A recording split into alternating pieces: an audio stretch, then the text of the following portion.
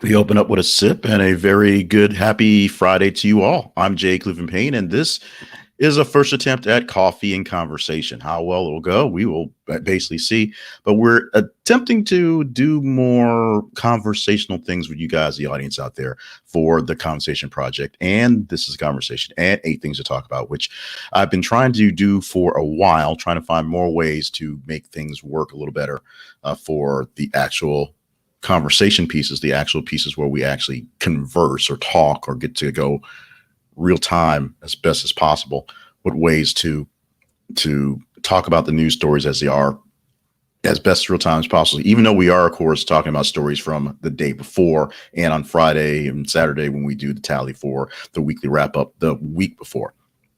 But essentially, every single Monday through Friday morning, weekday morning, we send out a newsletter called Eight Things to Talk About. And with that, we give you the eight top stories from the past time frame. For Monday, it goes from Friday morning all the way to Monday morning, the past of basically the weekend. And for Tuesday, Wednesday, Thursday, Friday, it is the day plus a couple hours, basically 24, 36 hours, more or less, how things bounce, how time comes out and what you guys respond to. And what I've been working on are things that are hopefully be more real time, hopefully more in the know stuff. And unfortunately, that doesn't work out so well because I have a very robust, very busy day job. I'm coming to you live from my office at Shorter College in North Little Rock, which takes up a lot of time dealing with things along the operations and IT and sometimes hands-on things with students. And so because that takes up the day and that day is never scheduled very well, I can't actually schedule very much time to do things on the real. What's happened now is summer vacation. My daughter was lucky enough to go to school all year, and now she's going to be at home for the summer. And so that means I can actually come to work a little bit earlier and do these things. Normally, in the past year or so, this would be the time on Fridays where I'd be preparing for the Eight Things to Talk, or I'm sorry, the Bubble Friday sort of motivational podcast. We'll deal with that going forward. Right now, today was on my mind to basically try to launch this thing here. So all that chitter chatter for 2 minutes to try to get a few people on. So if you're on live, thank you so much for joining us for the live first shot at the coffee and conversation. I've got some coffee. Conversation are conversational news topics that sort of start the day, basically get into your day as more people are going back to work, back to gatherings and meeting in more conventional ways, not just on the really blank video screens like this thing. We're finding more people are going back into wanting to know greater things out in the world, not just, how are you doing? How is the weather? Is everything fine? Can I go to a restaurant, go to a bar? More things along the line of, what's going on in the actual world. And so this is a chance. If you're on live, you can respond to us or in the chat. I should be able to see you in some of the chat here, and we can go on that end. Like I said, this is the first shot. There was no real notice, so it is what it is. So basically, we're gonna go through what we have every morning, a few stories in the Eight Things to Talk About newsletter. And today's top story, which was a bit of a shocker because it seemed like it was fairly irrelevant, but the stories, how they're picked up, they all honestly, they get followed by whatever Twitter has a whim for, and some random topic that I see that's popping up as a topic. It's a topic that's trending. That doesn't seem like it's very serious. Pops up to at the end of the day be very big. While I scanned this for the hours between now and late last night, it seemed more or less midway. It turned out to be the top story for this morning, and that story is Chris Rock recommended his ex-wife's divorce lawyer to John Mulaney. Quote, he'll get you your money. And this is more of a funny thing, but Chris Rock was on the night show Jimmy Fallon a few nights ago.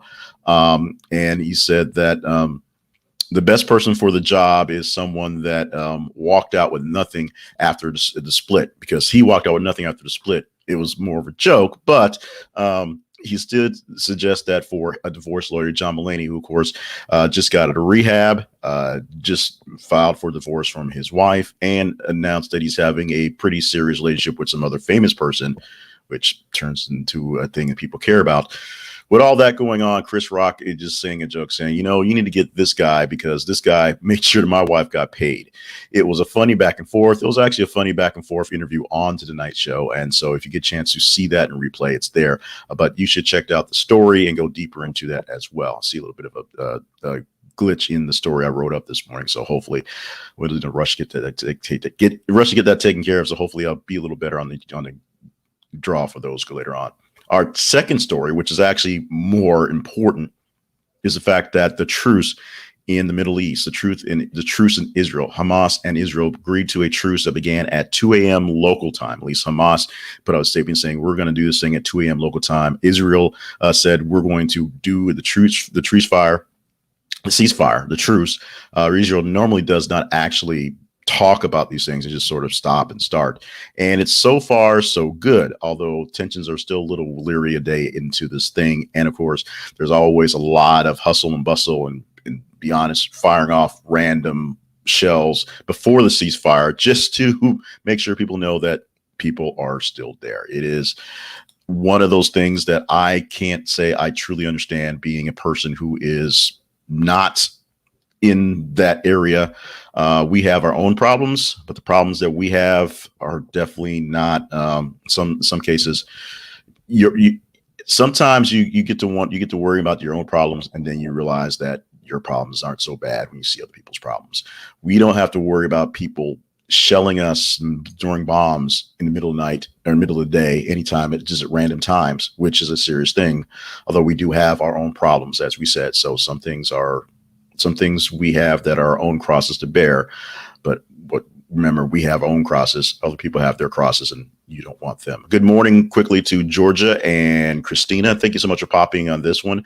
If you missed the very early open of this thing, we're going to see how long this goes. This is a start of something. We'll see how it goes time-wise. It's called Coffee and Conversation, and I have coffee, and we're going to have a little bit of conversation on the news stories that we gathered over the last day, for today being Friday, and kind of talk ahead, since it's Friday, about things coming up going forward into the weekly wrap-up show, which is which I have not actually processed yet, so I don't have the actual stuff for it yet, but some things I do see coming through with the trends that we did have. A couple more things in the news stories. I don't have the update to this one because it got updated pretty quickly. The update for this one is the fact that there's a lot of response coming from Prince William and Prince Harry on this. But the BBC has admitted with a report that's like 120 pages that Martin Bashir and his Princess Diana interview back in 1995 used what they call deceit to secure it. Basically, he produced a lot of fake documents, some fake banking statements, some just general badness, just lies and deceit to secure the interview with Princess Diana, which turned into a pretty big bombshell, which many people have essentially pointed out as the moment in time where her life essentially turned upside down and just went to hell. At that point, it was that interview and the words from that and the backlash from the interview that essentially dropped her into her depression, dropped her into bad feelings, and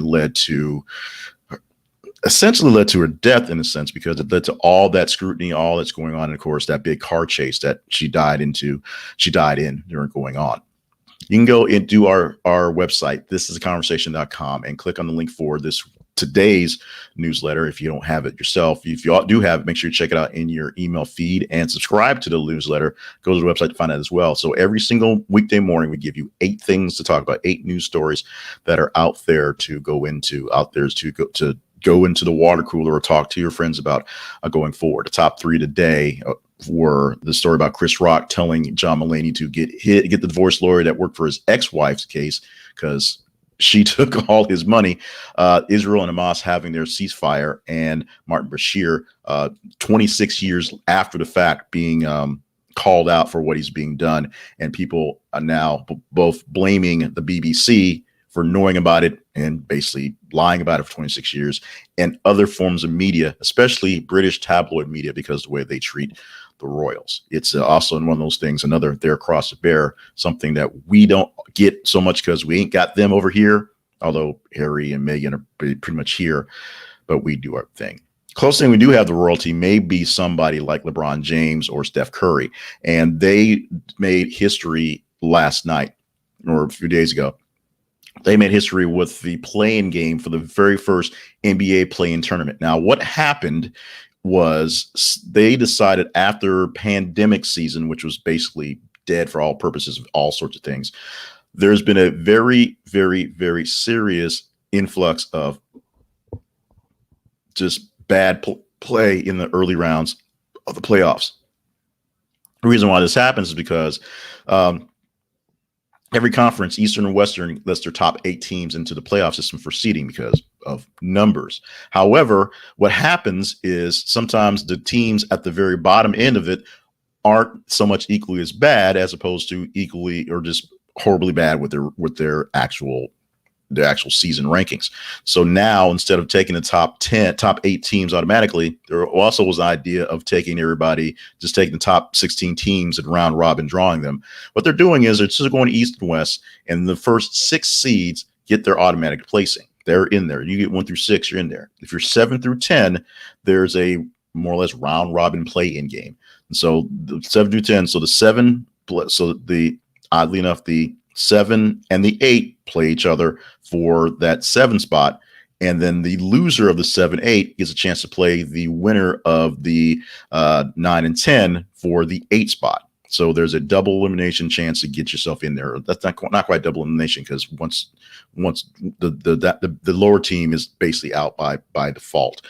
But they did some tweaking, and it came up with some interesting things. Number one, a great game between LeBron James and Steph Curry, or the Lakers and the Warriors to be exact, where LeBron James hits a last-minute three-pointer to win the game, which many analysts call lucky. This was the highest-rated basketball game on ESPN in 2 years because basketball ratings have been down.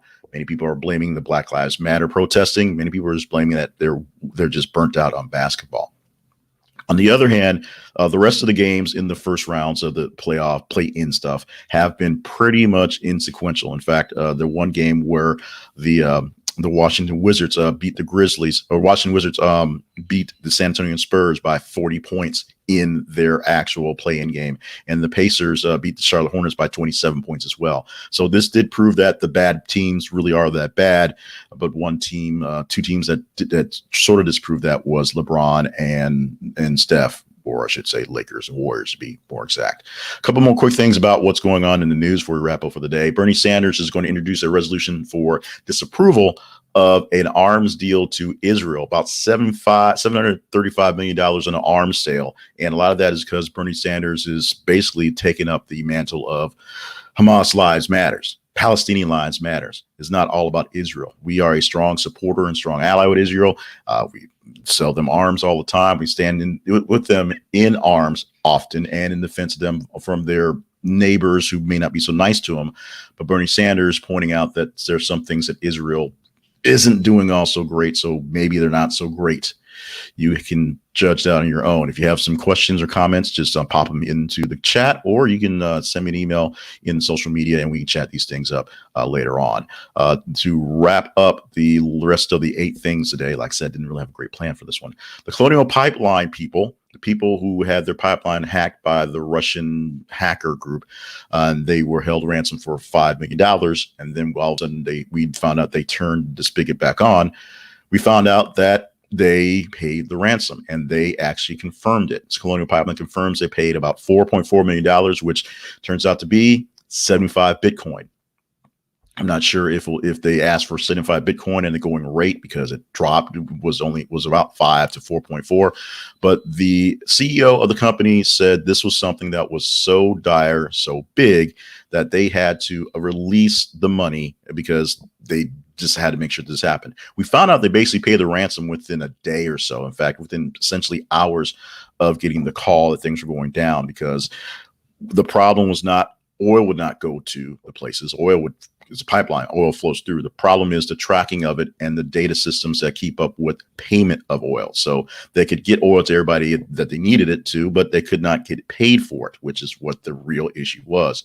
They turned things back on. They paid the ransom. And even though the FBI basically says, please don't pay ransoms, in cybersecurity cases, most cases, anecdotally, people have said when these things happen, they pay up because it's not worth not having that data. It's just a reality of this. This is a big, big, big red flag that we need to do more about the cybersecurity for a nation and for private security. So if you don't have your stuff backed up, you can reach out to me. One of my side gigs is internet technology and and consulting on things like that. So if you need to get a couple things backed up or a couple things that are more secure, we can talk offline. There is a petition, a letter written by 700 survivors of sex offenses that are calling for Congress to have criminal investigations into Pornhub's parent company. We, oddly enough, have a lot of things porn-ish and Pornhub-ish in the 8 things that pop in there, but essentially a letter written to the to Congress, written to the FBI to conduct a investigation on some of the exploits based on some of the actual videos and things shown on the website. This is something that if you want to go deeper, more pun intended, check out the link in our newsletter. This article we pulled it from was from the Daily Caller. If you want to find it there, this one was a pretty heavy one on its end, coming at the 7th story for the day, and the 8th story of the day. One that something I've actually talked about a few times in both Bubble Fridays and my commentaries of other things. But actually a very big commentary on this at my website, jclevelandpayne.net, about the 1619 project and how state legislatures are doing what they can to ban essentially the 1619 project curriculum, which doesn't actually exist.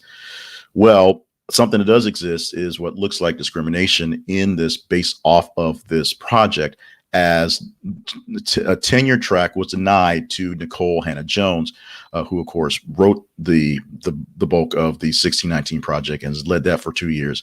And this is a bit of a controversy on herself as well, because she portrayed the story of slaves first arriving on the shores of North America in 1619.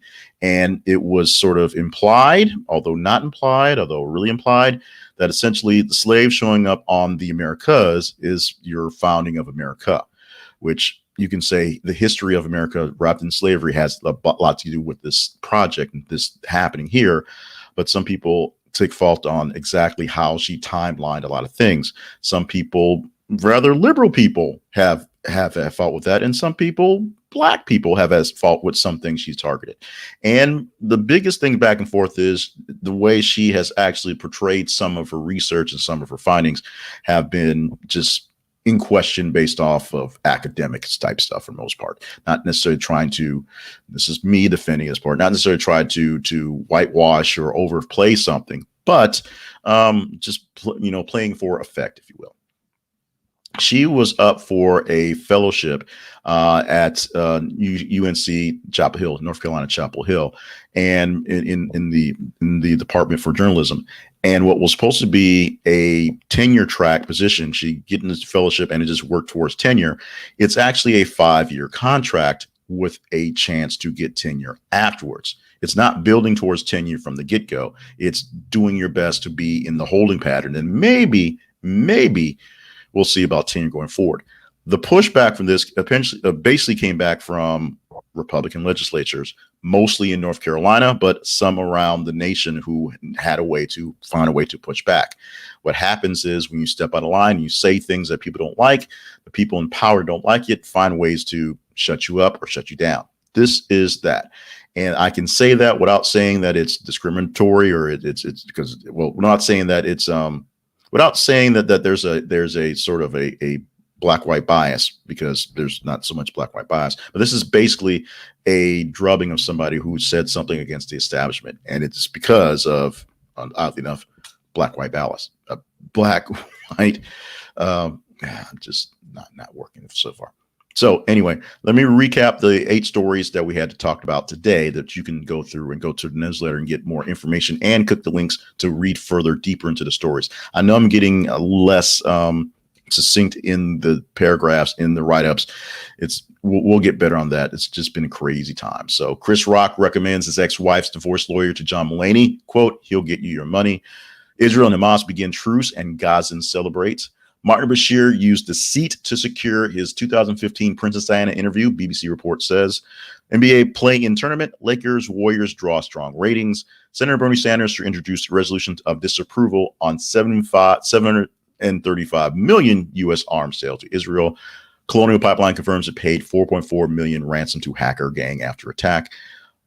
Over 700 survivors advocates call on Congress for criminal investigation into Pornhub's parent company. There was actually a comma between survivors and advocates. So I'm just a bad reader today. And UNC Chapel Hill denies tenure to 1619. Man, I'm a bad reader. 1619 project author Nicole Hannah Jones after complaints from conservative groups. So now you're caught up on what we found were the 8 things, most conversational topics to talk about from our perspective. Make sure we're not your only news source. Trust me, we don't need to be your only news source. We are what you call in the broadcast industry a P2. We're basically something to supplement what you go to. I just read a article recently that said P1s in radio, basically P1s are essentially 60 to 70% of people stick to one station, stick to one source all the time, base going on. And while consistently it is 15 to 20% for P2s. So we are pretty consistent or P2s are consistent as someone that people go to just for a little bit of taste of something going on. We are a supplement to the news. We are not hard-hitting news. I don't gather it. I aggregate it. So if you're interested in what's going on and what people are thinking about, and this is literally a worldwide competition based on eyeballs and tweets and Facebook looks, follow us at th_conversation on Twitter. Follow us at This Is the Conversation on Facebook. Make sure you look for the newsletter every day. Subscribe to that, the 8 Things to Talk About newsletter. And tomorrow, well, actually not tomorrow, but next week, we're taking one more hiatus week for the podcast because of soccer season. It is what it is. But coming in next week, we'll be back on track with the weekly wrap-up countdown, which will give you a countdown of everything from 10 to 1 stories that were the top going from Friday to Friday. We'll probably do some quick little recording or something like that. Just read down just like this a coffee and conversation thing. But I think I'm going to do that going forward for that before I record. So we'll see how that goes. But in the meantime, thank you so much for joining me live or in the future. This will live up there. If news is your thing, let me know. We can chat it up. If we're talking about stories that you don't think we should talk about, or we're not talking about stories you think we should talk more about, send me an email. Send it to the conversation inbox at gmail.com or directly to me, jclevelandpayne@gmail.com. And we'll send me a link, send it to me. If it's within a day or so, we try to post things within a day or so of being posted in the news. However, sometimes we know it takes a while for stories to catch up. There's some things we post and we see as a quick blurb and we post it into our cycle. And then it doesn't turn into a big time story for a few days because it takes a while for news to travel. And we've already posted it, so we're not talking about it anymore. That may be something you missed it because doing a lot of eyeballs in the first cases. But if you're seeing news that you don't think we are seeing, let us know and we'll do our best to pop it into the timelines, to some things out. We'll kick some other stories out if your story is more pertinent going forward. In the meantime, this is Jay Cleveland Payne. This is my coffee. We've had some conversation. Hopefully you are more in tune to what's happening for the day, especially if you've got this live in the morning on Friday morning. And if not, hopefully you're in tune to what we talked about in the past and can keep up with what's going on. As we said, this was unplanned. We don't have a script for this. We'll work on that going forward. For right now, we're going to assume we'll have a coffee and conversation for Saturday, the 22nd, to sort of do a quick dive into what would have been the weekly wrap-up podcast, just the stories there, so you have some idea what's there. I want to find a way to present it, even if I don't have time to record the hour-long show and edit it down. But thank you for joining. If you're a long-time ish follower of me, thank you for popping in for this thing. This is not what I'm normally known for Fridays. We'll work on Bubble Fridays coming forward. Probably next week we'll have some sort of Bubble Friday thing. But for right now, thank you so much. Enjoy your coffee, your morning beverage, whatever it is. Get your breakfast in, get your steps in. And as always, stay hydrated and stay limber and stay on task. We'll see you again when we see you again.